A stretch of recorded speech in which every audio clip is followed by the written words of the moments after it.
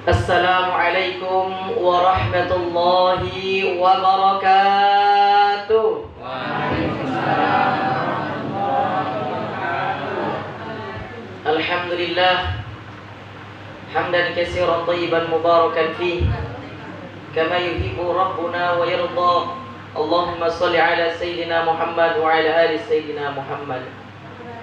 Alhamdulillah, segala puja dan puji hanya milik Allah, karena ialah yang pantas kita puja dan kita puji, dan tidak ada yang mulia selain zatnya Allah subhanahu wa ta'ala.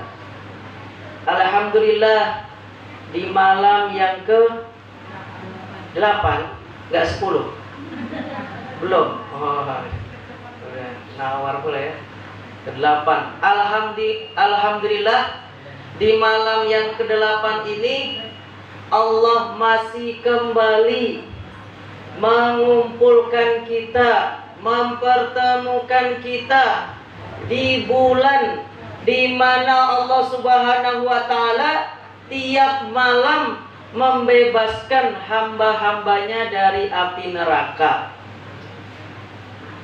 Mungkin di antara kita ada yang memang sudah ditakdirkan masuk neraka, tapi karena ibadahnya ketika dia berpuasa di bulan Ramadan dengan mengharapkan pahala dan kemuliaan di sisi Allah, maka Allah ganti takdirnya, Pak.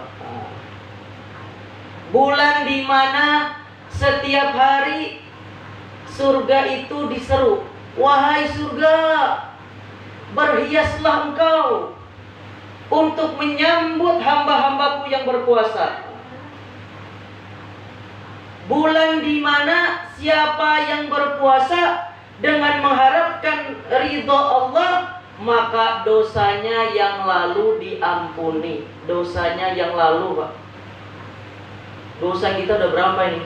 Ibu-ibu umur berapa, Bu? 40, 30? Anda lah 50 ini nampaknya. 50 sudah.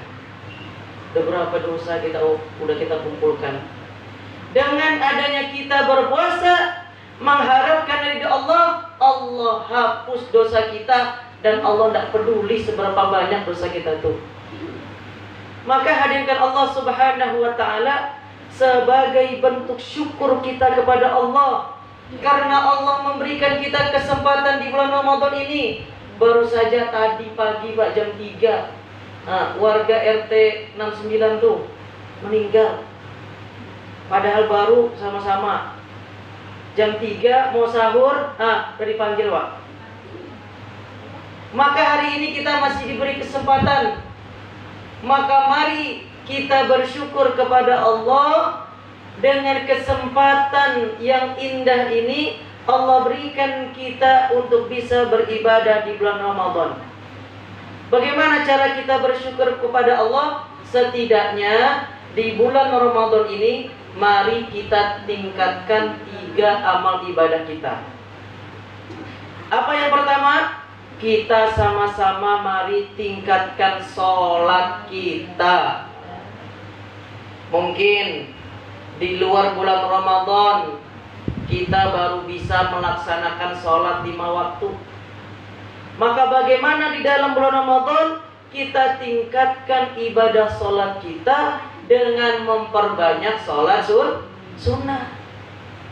Sholat sunnah banyak, Pak. Ada sholat rawatib, sholat sunnah, sholat tasbih, sholat tahajud, sholat duha, sholat taubat, sholat tahiyatul masjid, sholat wudhu. Mana kita sanggup ini, Pak? Kalau ini banyak sekali, Ustaz, wah ini kami nampaknya tak sanggup. Baik. Kalau tak sanggup, minimal kita jaga sholat sunnah tarawih.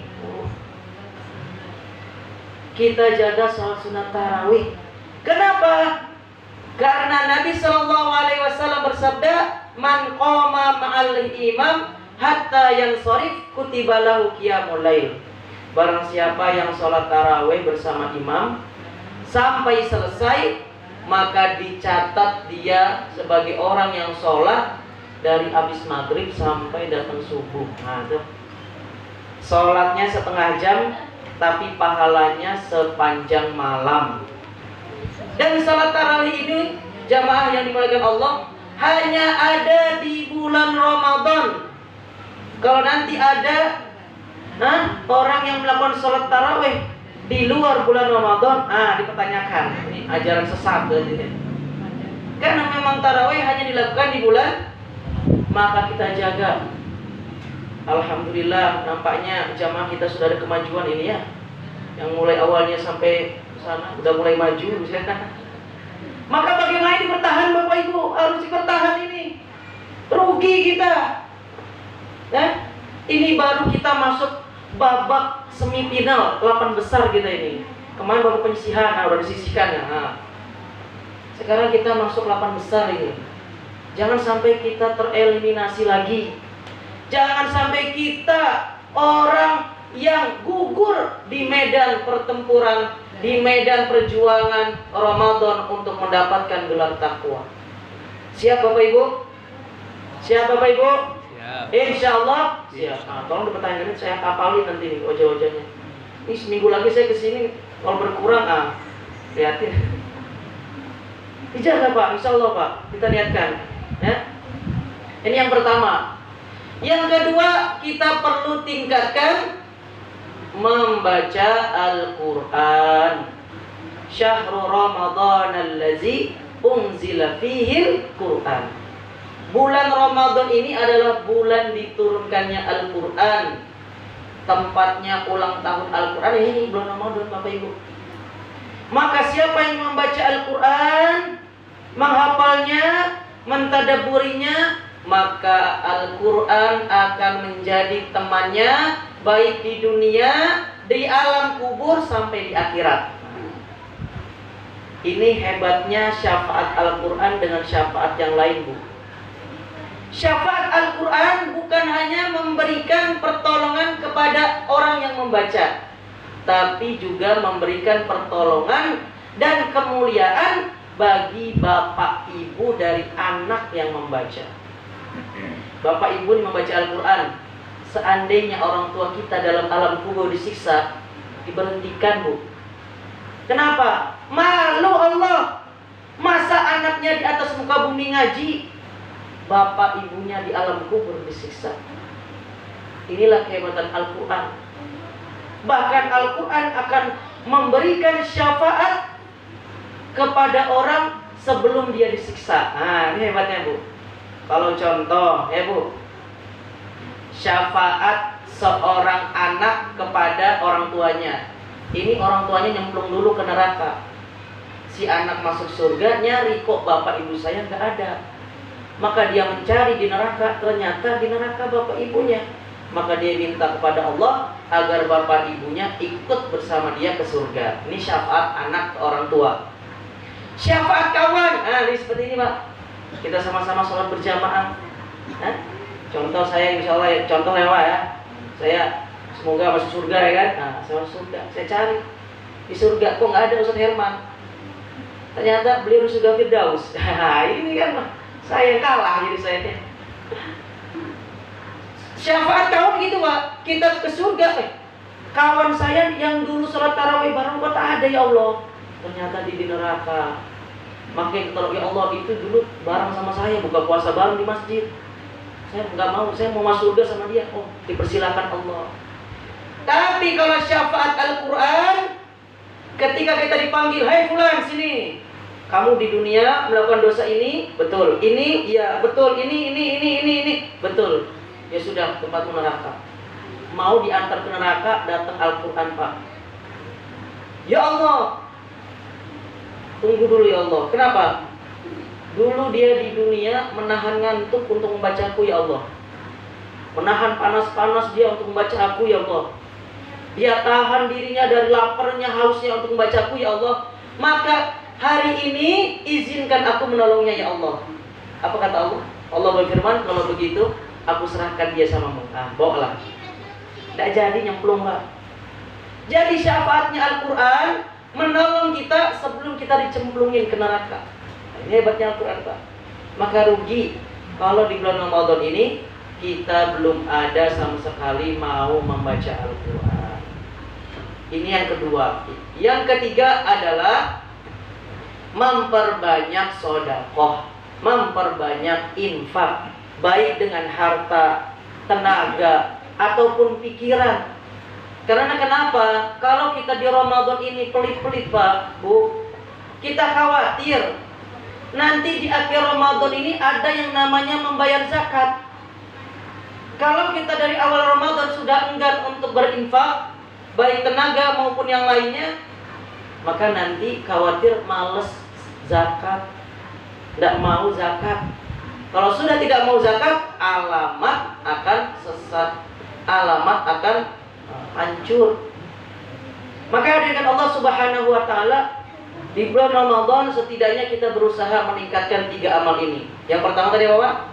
Salat. Yang kedua, membaca Al-Quran. Dan yang ketiga, infak. Ustadz, saya nggak mau lah. Nah, kalau nggak mau Allah ancam. Apa ancamannya? Syahrul Ramadan alladzi unzila fihil Quran hudal linnas. Bulan Ramadan, bulan turunnya Al-Quran sebagai petunjuk bagi manusia. Kalau kamu kok di bulan Ramadan nggak mau meningkatkan sholat, nggak mau meningkatkan ngaji, nggak mau meningkatkan sedekah, berarti dirimu termasuk orang yang tidak mendapat petunjuk. Berarti dirimu adalah termasuk orang yang Allah tidak mau beri petunjuk. Berarti dirimu mungkin saja Allah nggak pantas melihatmu itu mendapat petunjuk. Maka kita koreksi Bu, para sama-sama. Kalau hari demi hari kok kita tidak mau meningkatkan amal soleh, apa mungkin kita ini nggak dapat petunjuk, nggak dapat hidayah? Atau kita enggan mengambil hidayah yang Allah telah berikan kepada kita? Yang kedua, malaikat Jibril gemes Bu, gemes. Saking gemesnya dia mendoakan rogima anfun, celaka. Siapa orang yang celaka?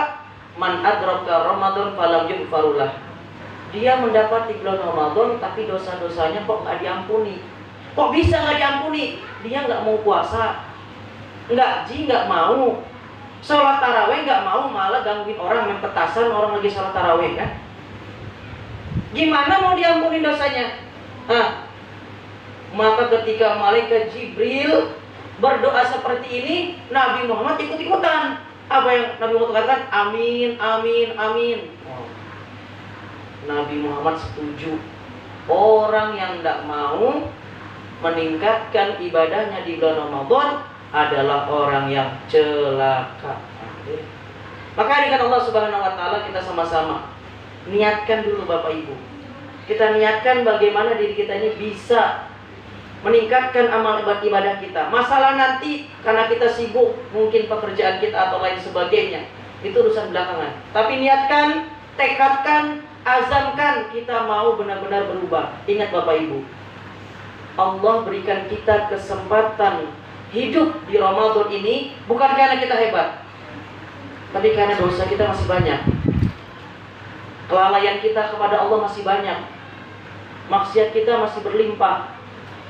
Allah berharap dengan adanya Ramadan ini dosa-dosa kita dihapuskan, sehingga kalau memang ajal kita tahun 2024 ini kita berjumpa dengan Allah dalam kondisi dosa-dosa kita telah diampuni. Maka jangan sia-siakan Ramadan kita kali ini. Mungkin itu saja yang bisa saya sampaikan. Kurang dan lebihnya saya mohon maaf. Usikum wa nafsi bittaqullah. Wabillahi taufiq wal hidayah. Wassalamualaikum warahmatullahi wabarakatuh.